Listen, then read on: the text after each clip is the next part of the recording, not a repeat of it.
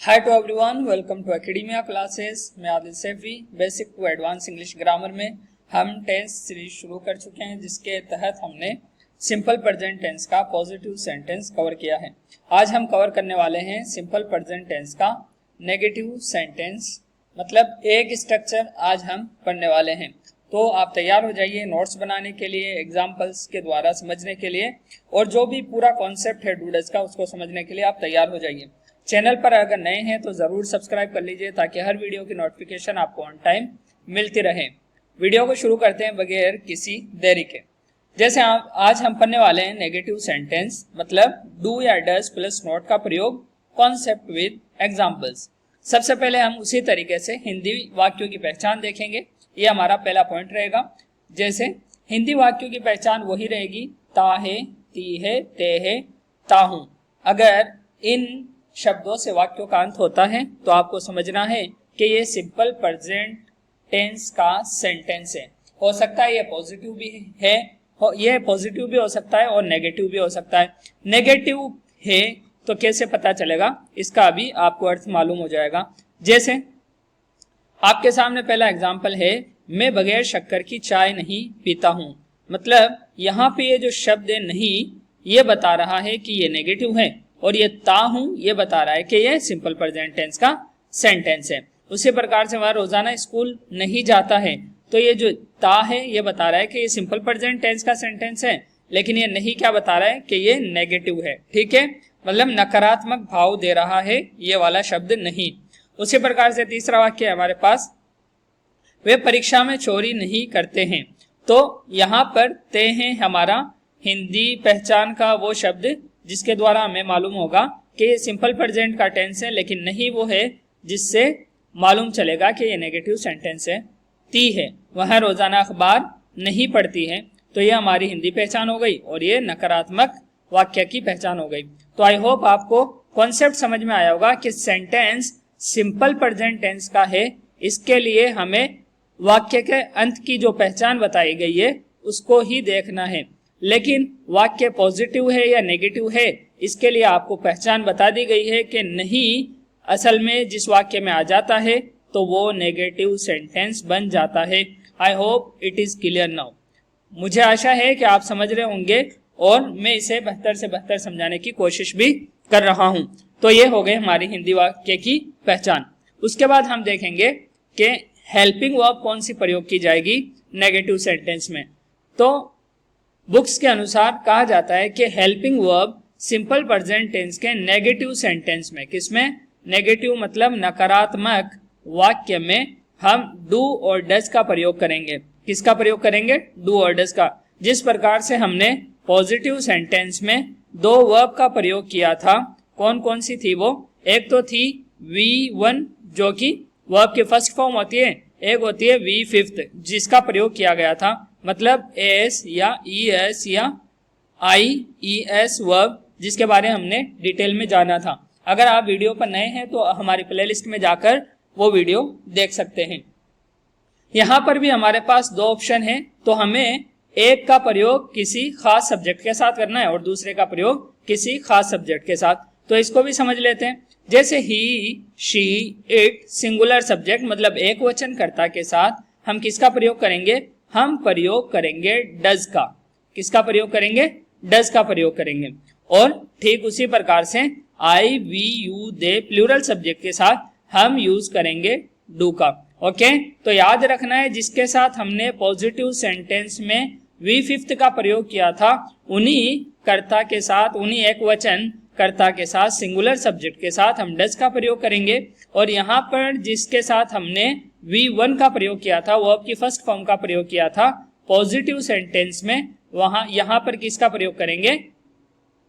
यहाँ पर हम प्रयोग करेंगे डू का, डू हेल्पिंग वर्ब का। ये बात आपको साथ में याद रखनी है कि पॉजिटिव सेंटेंस में जिनके साथ V5 का प्रयोग किया जाता है उन्हीं के साथ नेगेटिव सेंटेंस में डज का, और जिन सब्जेक्ट के साथ मतलब प्लूरल सब्जेक्ट्स के साथ V1 का प्रयोग किया जाता है नेगेटिव सेंटेंस में, उन्हीं के साथ डू वर्ब का प्रयोग किया जाएगा।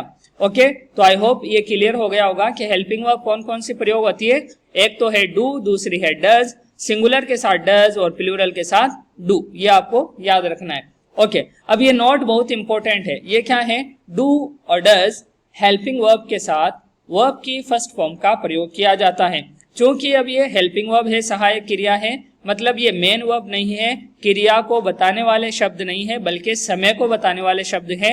ये समय को तय करने में हमारी सहायता करते हैं वाक्य के अंदर, इसलिए अब ये सहायक क्रिया है। क्या है? सहायक क्रिया, जो कि वाक्य का समय बताती है। क्या बताती है? वाक्य का समय बताती है। अब मेन वर्ब क्या होगी, ये भी क्वेश्चन है। तो बहुत ही कॉमन कॉन्सेप्ट है कि आपको डू डज के साथ वर्ब की फर्स्ट फॉर्म का प्रयोग करना है। किसका? V1 का प्रयोग आपको इसके साथ करना है। एग्जाम्पल के द्वारा आपको ये पूरे कॉन्सेप्ट अच्छी तरीके से समझ में आ जाएंगे। अब हम चलते हैं सेंटेंस स्ट्रक्चर की तरफ से, जो कि हमारा तीसरा पॉइंट है। सेंटेंस स्ट्रक्चर क्या होगा कि सबसे पहले हम इंग्लिश का वाक्य, इंग्लिश सेंटेंस बनाते वक्त सब्जेक्ट को रखेंगे, और ये हमेशा आपको ध्यान में रखना है कि जब भी आप इंग्लिश सेंटेंस बनाओगे तो यही स्ट्रक्चर इन जनरल आमतौर पर फॉलो किया जाता है, और वो क्या है? Subject, verb, object. तो आप सबसे पहले सब्जेक्ट लेकर आएंगे, उसके बाद आप हेल्पिंग वर्ब का प्रयोग करेंगे, डू या डज। मतलब एक वक्त में एक ही हेल्पिंग वर्ब का प्रयोग हो सकता है। अब ये तय कैसे करेंगे कि डू आएगा या डज आएगा? तो ये डिपेंड करता है सब्जेक्ट पे। किस पर डिपेंड करता है? सब्जेक्ट पे। अगर सब्जेक्ट क्या हो? सिंगुलर हो, तो यहाँ पर डज का प्रयोग किया जाएगा, ठीक है। अगर सब्जेक्ट प्लूरल हो तो यहाँ पर डू का प्रयोग किया जाएगा। ओके, तो आपको डू और डज में किसका प्रयोग करना है, ये तो कौन तय करेगा? हमारा सब्जेक्ट ही तय करेगा, काम करने वाला कर्ता ही तय करेगा। ओके, सब्जेक्ट किसे कहते हैं, वर्ब क्या होती है, ऑब्जेक्ट क्या है, इसको हमने पहली वीडियो में अच्छी तरीके से डिटेल में जाना है। तो अगर आपने वो नहीं देखी है वीडियो तो आप उसे देख सकते हैं। हर वीडियो में चीजों को डिस्कस नहीं किया जाएगा। ओके, अब इसके बाद नेगेटिव बनाने के लिए एक शब्द का हमें प्रयोग करना है, वो है नॉट। ओके, सब्जेक्ट के बाद हेल्पिंग वर्ब सब्जेक्ट के अनुसार, उसके बाद नॉट का प्रयोग, उसके बाद वर्ब की फर्स्ट फॉर्म, जो कि हमने अभी लास्ट नोट में पढ़ी है कि डू डज के साथ हमेशा वर्ब की फर्स्ट फॉर्म का प्रयोग किया जाता है। ओके, फिर अंत में क्या आएगा कि ऑब्जेक्ट आएगा जिसके ऊपर क्रिया का प्रभाव पड़ता है। तो यह हमारा स्ट्रक्चर होगा, सब्जेक्ट, हेल्पिंग वर्ब, डू या does plus not plus V1 plus object. Okay, इस स्ट्रक्चर के आधार पर हम एक एग्जाम्पल को समझने की कोशिश करेंगे, जैसे they do not take tea without sugar. Okay, they do not take tea without sugar, इसका अर्थ होगा कि वे बगैर शक्कर की चाय नहीं पीते हैं। वे बगैर शक्कर की चाय नहीं पीते हैं। अब इस वाक्य को आधार बनाकर आपको ये कॉन्सेप्ट समझना है, ठीक है। इसको आधार बनाकर ये समझना है। देखिए, आप क्रिया देखिए, सबसे पहले क्या नहीं पी जाती। ओके, क्या है क्रिया? टेक, पीना, लेना, दोनों अर्थ इसके आते हैं टेक के। तो ये है हमारी मेन वर्ब, मतलब क्रिया, ठीक है। अब ये क्रिया कौन नहीं करता है? डू, मतलब कौन नहीं ये क्रिया करता है, तो वो क्या है? दे है। क्या है? दे, मतलब वे।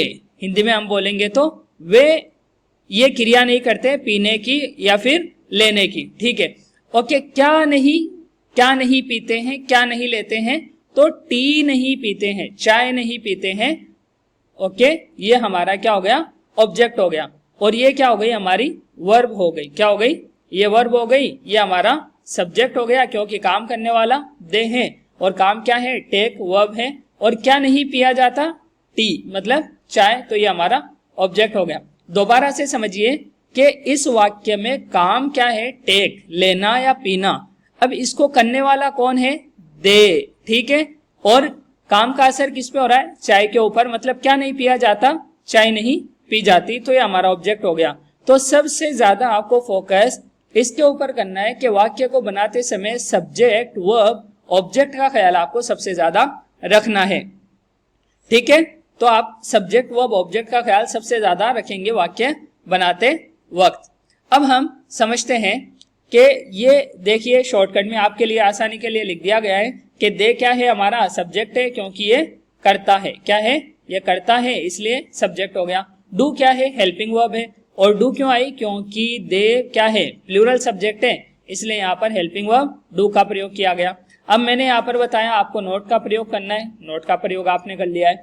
उसके बाद V1 का प्रयोग, टेक यानी लेना या पीना, तो इसका अर्थ होता है लेना या पीना, और इसकी सेकंड फॉर्म होती है टुक, और थर्ड फॉर्म होती है टेकन, और फोर्थ फॉर्म होती है इसकी टेकिंग, और इसकी फिफ्थ फॉर्म होती है टेक्स। तो आई होप आपको समझ में आएगा कि फर्स्ट फॉर्म का अगर प्रयोग करना है तो वो कौन सी है, वो टेक है, तो इसका हमने प्रयोग कर लिया। अब इसके बाद ऑब्जेक्ट की बारी आती है, तो आपका ऑब्जेक्ट टी है। विदाउट शुगर एडिशनल है। आप अभी सबसे ज्यादा फोकस इस पर कीजिए कि सब्जेक्ट वर्ब ऑब्जेक्ट कौन कौन है। अगर आपकी कमांड इस पर हो गई कि आप वाक्य को देखकर पहचान पाते हैं कि सब्जेक्ट ये है, वर्ब ये है, ऑब्जेक्ट ये है, तो आप बहुत अच्छी तरीके से वाक्यों को बना पाएंगे। अब हम चलते हैं एग्जाम्पल की तरफ। जैसे सबसे पहला हमारा एग्जाम्पल होगा यहाँ पर, he does not speak English, वह अंग्रेजी नहीं बोलता है। ओके, तो हमने किस आधार पर बनाया कि सब्जेक्ट सबसे पहले लेकर आए कि वह। अब बोलता है ये तय करेगा कि बोलने वाला व्यक्ति है या स्त्री है। अगर मेरा हिंदी वाक्य होता कि वह अंग्रेजी नहीं बोलती है, तो इस आधार पे यहाँ पे मैं क्या यूज करता, शी का प्रयोग करता। किसका प्रयोग करता, शी का। क्यों, क्योंकि ही का प्रयोग एक वचन पुरुष के लिए एज अ प्रोनाउन प्रयोग किया जाता है, और एक वचन स्त्री के लिए एज अ प्रोनाउन शी का प्रयोग किया जाता है, और नॉन लिविंग थिंग के लिए एक वचन pronoun as a pronoun it का प्रयोग किया जाता है। ठीक है, ये बुनियादी बातें जो आपको याद रखनी है। अब ही क्या है, सिंगुलर सब्जेक्ट है। क्या है, सिंगुलर सब्जेक्ट है। अब इसके आधार पे क्या आनी चाहिए, हेल्पिंग वर्ब डज आनी चाहिए। क्या आनी चाहिए, डज आनी चाहिए, तो आपने डज लगा दी। फिर इसके बाद नोट आना चाहिए, फिर वर्ब आएगी, और वर्ब कौन सी आएगी, V1 आएगी, तो आपने स्पीक लगा दिया। अब क्या नहीं बोलता है, वो इंग्लिश नहीं बोलता है, तो ये क्या हो जाएगा हमारा, ये ऑब्जेक्ट हो जाएगा। ये हो गया हमारा सब्जेक्ट, ये हो गई हमारी वर्ब, और ये हो गया हमारा ऑब्जेक्ट। ये बात आपको याद रखनी है, स्ट्रक्चर भी याद रखना है, और सब्जेक्ट वर्ब ऑब्जेक्ट का कॉन्सेप्ट भी याद रखना है कि सबसे पहले आपको सब्जेक्ट का प्रयोग करना है, उसके बाद हेल्पिंग वर्ब का, फिर नॉट का, फिर मेन वर्ब का जो कि V1 आएगी, और फिर उसके बाद ऑब्जेक्ट का अगर उस वर्ब का ऑब्जेक्ट हो तो। ठीक है, he does not speak English, वह अंग्रेजी नहीं बोलता है। यही वाक्य है जो सिंपल प्रेजेंट टेंस में नेगेटिव बोले जाते हैं, या जिन्हें सिंपल प्रेजेंट टेंस का नेगेटिव सेंटेंस कहा जाता है। ओके, अगला सेंटेंस देखिए आप। दूसरा वाक्य क्या है, she does not know about artificial intelligence. Okay, वह आर्टिफिशियल इंटेलिजेंस के बारे में नहीं जानती है। ये साइंस का अभी यानी कि न्यू सब्जेक्ट है, जो कि बहुत एडवांस सब्जेक्ट है। अगर आप नहीं जानते हैं तो आप गूगल पर सर्च कर सकते हैं, और यूट्यूब में भी इसके बारे में वीडियो अवेलेबल है, वो भी देख सकते हैं। क्योंकि वो नहीं जानती है, इसलिए हो सकता है आप में से भी बहुत सारे बच्चे नहीं जानते हो कि आर्टिफिशियल इंटेलिजेंस किसे कहते हैं। अब यहाँ पर हम ग्रामर जो कॉन्सेप्ट है वो समझेंगे। शी क्या है, हमारा सब्जेक्ट, वह है। जानने वाली कौन है, मतलब नहीं जानने वाली कौन है, वह है, तो ये हमारी स्त्री है। किससे पता चला, जानती है। इस अंत से पता चला कि ये कौन है, स्त्री है, और एक वचन है। ओके, तो एक वचन स्त्री के लिए हम एज ए प्रोनाउन क्या यूज करते हैं, शी का यूज करते हैं। अब सब्जेक्ट क्या है, सिंगुलर है, तो आप किसका प्रयोग करोगे, हेल्पिंग वर्ब डज का प्रयोग करेंगे। उसके बाद आप क्या लगाओगे, नॉट लगाओगे, फिर वर्ब की फर्स्ट फॉर्म का यूज करोगे, और जानने के लिए इंग्लिश बोली जाती है नो। ठीक है, अब किसके बारे में नहीं जानती, अबाउट आर्टिफिशियल इंटेलिजेंस। ओके, तो ये हो गया हमारा सब्जेक्ट वर्ब ऑब्जेक्ट, ये हो गया हमारा सब्जेक्ट वर्ब ऑब्जेक्ट। ठीक है, तो ये सब्जेक्ट के हिसाब से हमने डज लगाया, और फिर डज के हिसाब से हमने V1 का प्रयोग किया। तो ये कॉन्सेप्ट अगर आप याद रखेंगे तो अच्छी तरीके से सेंटेंस बना पाएंगे फ्यूचर में। तीसरा वाक्य देखिए, इट डज नॉट रेन इन जनवरी, मतलब जनवरी महीने में बारिश नहीं होती है। अब देखिए कि रेन जो वर्ड है जिसका अर्थ होता है बारिश होना, बारिश होने के लिए भी रेन वर्ड का यूज किया जाता है, और बारिश होना इसके लिए भी रेन वर्ड का यूज किया जाता है, और बारिश के लिए भी रेन वर्ड का यूज किया जाता है, मतलब एज अ वर्ब और एज अ नाउन। ये तो क्या हो गई हमारी वर्ब, बारिश होना ये वर्ब हो गई, और बारिश ये नाउन हो गया। तो यहां पर हम इसके स्थान पर इट मतलब प्रोनाउन का प्रयोग करते हैं इस प्रकार से, इट डज नॉट रेन इन जनवरी, मतलब जनवरी के महीने में बारिश नहीं होती है। तो यहाँ पर ती है, ये तो हमारी हो गई सिंपल प्रेजेंट टेंस की पहचान, और नहीं ये हो गई हमारी नेगेटिव सेंटेंस की पहचान। ओके, हिंदी में अब इसको बनाया कैसे, क्योंकि सब्जेक्ट सिंगुलर है, सिंगुलर इट, तो इसलिए हमने डज का प्रयोग किया और इसके साथ नॉट का प्रयोग किया, फिर वर्ब की फर्स्ट फॉर्म लगाई इन जनवरी, जनवरी के महीने में। जब भी महीनों के नाम आते हैं उनसे पहले हम इन प्रीपोजिशन का प्रयोग करते हैं। ये बात आपको याद रखनी है एज अ एडिशनल इंफॉर्मेशन, ठीक है। तो इट डज नॉट रेन इन जनवरी, जनवरी महीने में बारिश नहीं होती है। तीनों वाक्यों में देखिए आप, ही सिंगुलर सब्जेक्ट था तो हमने डज का प्रयोग किया, शी सिंगुलर सब्जेक्ट था तो भी हमने डज का प्रयोग किया, और उसी प्रकार से इट सिंगुलर सब्जेक्ट था तो हमने डज का प्रयोग किया। इसका मतलब क्या हुआ कि सिंगुलर सब्जेक्ट बराबर डज, मतलब जहां पर भी सिंगुलर सब्जेक्ट नजर आए और सिंपल प्रेजेंट टेंस का सेंटेंस हो, नेगेटिव हो, तो आप वहां पर डज हेल्पिंग वर्ब का प्रयोग करेंगे। अब हम प्लूरल सब्जेक्ट के द्वारा समझेंगे। दे do not play PUBG, way PUBG नहीं खेलते हैं। तो यहाँ पर सब्जेक्ट क्या है, प्लूरल है, ठीक है, वे। हिंदी में दे का अर्थ क्या होता है, वे। तो हम क्या लगाएंगे, डू, जो कि हेल्पिंग वर्ब है, उसके बाद नॉट, और फिर वर्ब की फर्स्ट फॉर्म जो कि प्ले है।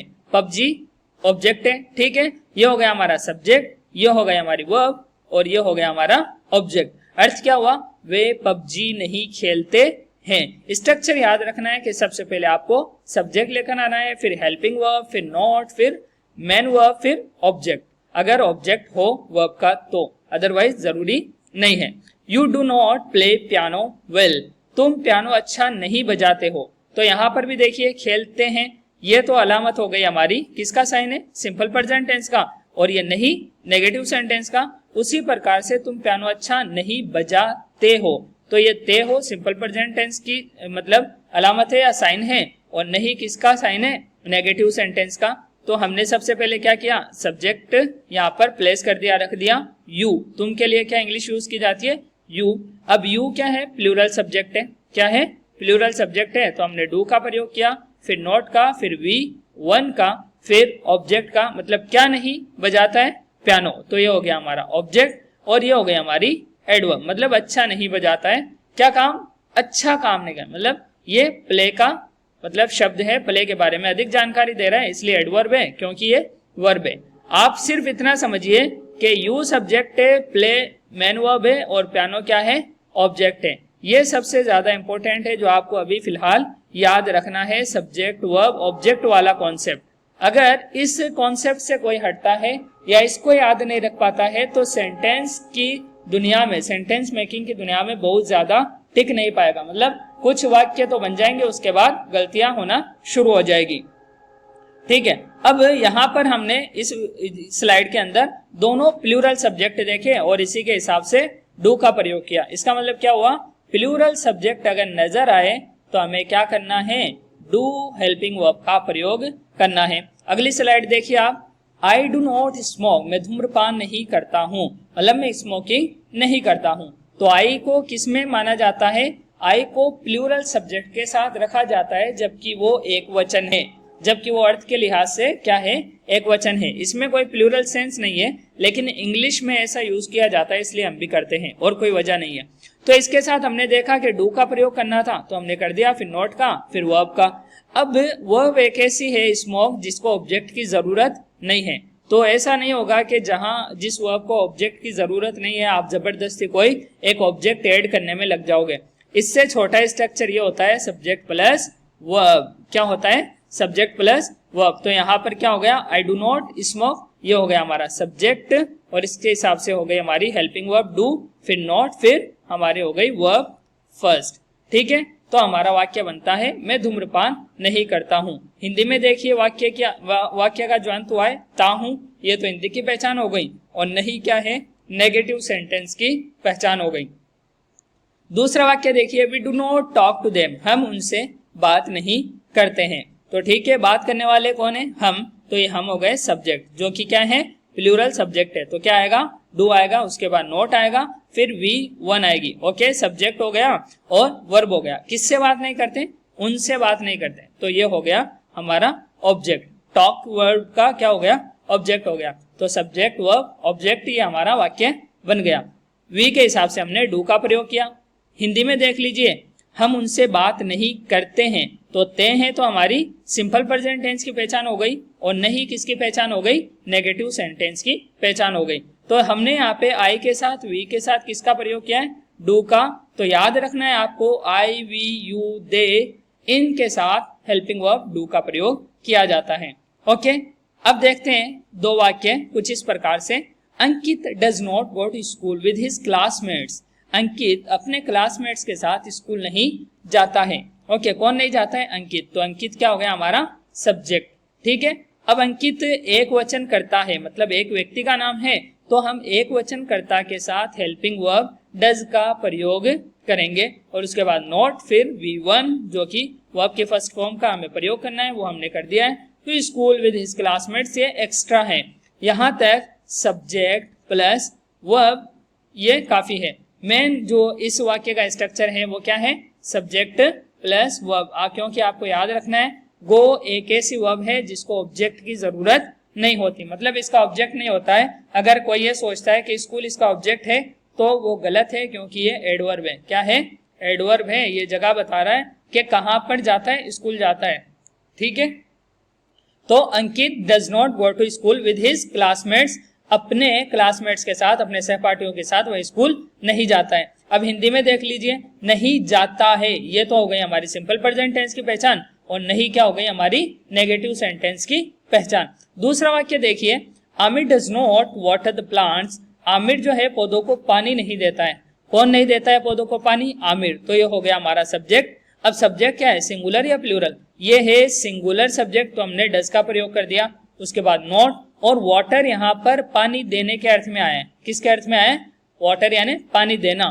तो ये सिंगुलर वर्ब है। क्या है, सिंगुलर वर्ब है। अगर आपने पहले कभी इस शब्द को नहीं पढ़ा है तो आज आप याद रख लीजिए कि वाटर वर्ब का यूज किस लिए किया जाता है।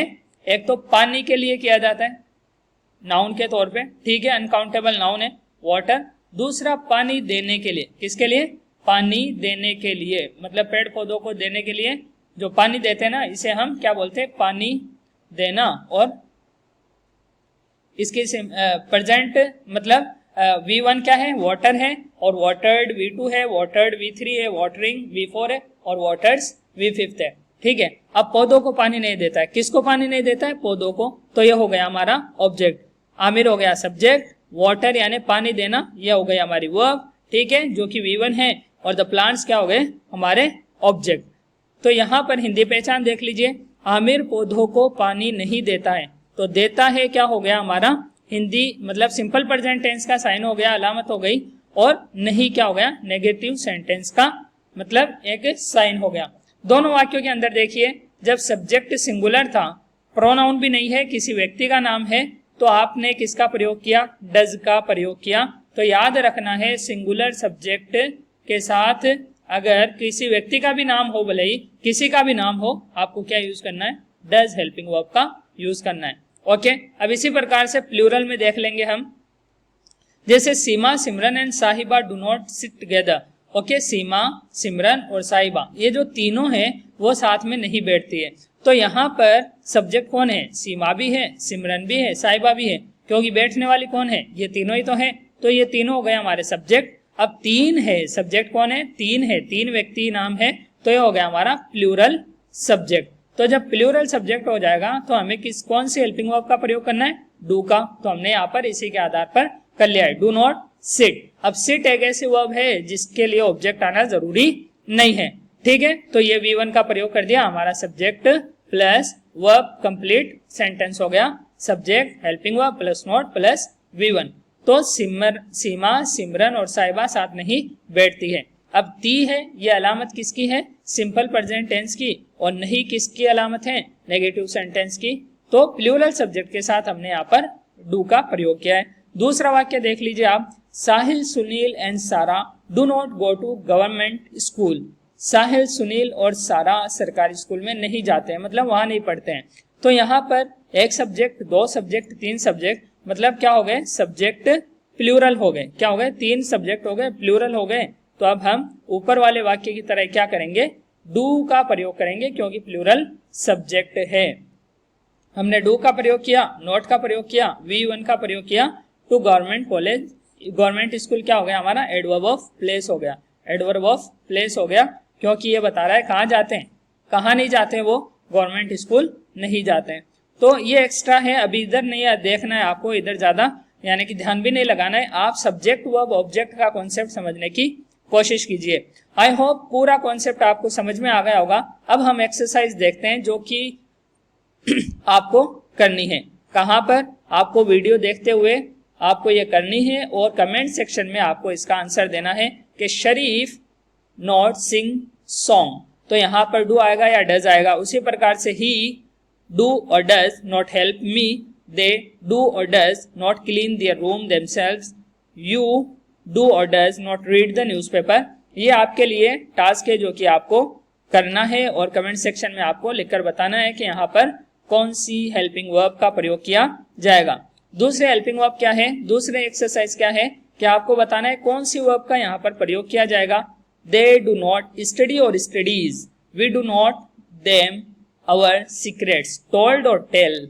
उसी प्रकार से अनीस डू और डज नॉट मीट और मेट, दोनों ऑप्शन है यहाँ पर, आपको इसको भी सोल्व करके आपको कमेंट सेक्शन में बताना है। उसी प्रकार से राजू एंड राहिल डू और डज, यहाँ पर क्या आएगा, एंड रन्स और रन फास्ट। आपको दोनों ही एक्सरसाइज अपने पूरे ध्यान के साथ करनी है और इनका आंसर भी आपको देना है। पिछली वीडियो में हमने जो एक्सरसाइज दी थी उसका आंसर आपके लिए यहाँ पर मौजूद है। इन राजस्थान वी क्या हो गया, सब्जेक्ट हो गया।